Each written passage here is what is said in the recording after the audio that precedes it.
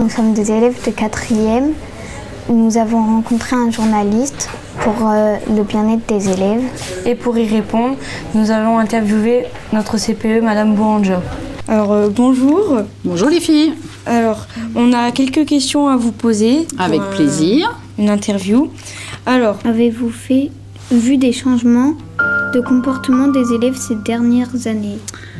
Alors le gros changement forcément qui est arrivé dans nos vies, c'est le téléphone portable et l'utilisation que les élèves en font. J'ai envie de dire que non, les élèves sont toujours les mêmes. Il y en a des plus travailleurs que d'autres, des enfants avec des difficultés, avec moins de difficultés, avec des aménagements, pas d'aménagements. Donc ça, on va dire que c'est le quotidien, des conflits entre élèves, voilà, des enfants qui grandissent plus ou moins bien.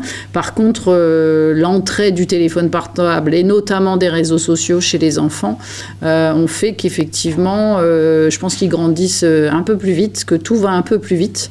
Et malheureusement, ça engendre aussi beaucoup de conflits externes qui viennent ici au sein de l'école et qui ne devraient pas être en fait. Donc c'est surtout ça, le changement majeur chez les gosses, c'est ça, parce que sinon les enfants restent des enfants avec les mêmes problématiques, si ce n'est effectivement les réseaux sociaux qui prennent une grosse place dans leur vie. C'est à peu près plus en quelle classe que vous devez gérer le problème de harcèlement ? Alors, on a la chance d'être dans un établissement scolaire quand même qui fonctionne bien, où on s'entend plutôt bien avec des élèves qui sont sympas. Alors, je dis pas que tout le monde est merveilleux, il y a des pénibles aussi, il y a des, voilà, comme partout.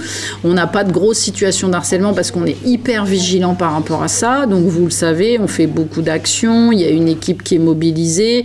Il n'y a pas de niveau type. C'est-à-dire que sur les situations d'harcèlement qu'on a eues, ça peut toucher tous les niveaux, des 6e à la 3e, voilà, des conflits entre élèves, plusieurs élèves qui s'en prennent à un élève un peu plus fragile. Il n'y a pas de niveau type. Par contre, le niveau qui est en général le plus compliqué à gérer, c'est souvent le niveau 4e. Parce que les enfants, voilà, il y a les hormones, ils grandissent, ils veulent s'affranchir d'un certain nombre de règles et c'est souvent les 4e qui posent le plus de soucis. Alors pas tous les 4e, c'est toujours pareil.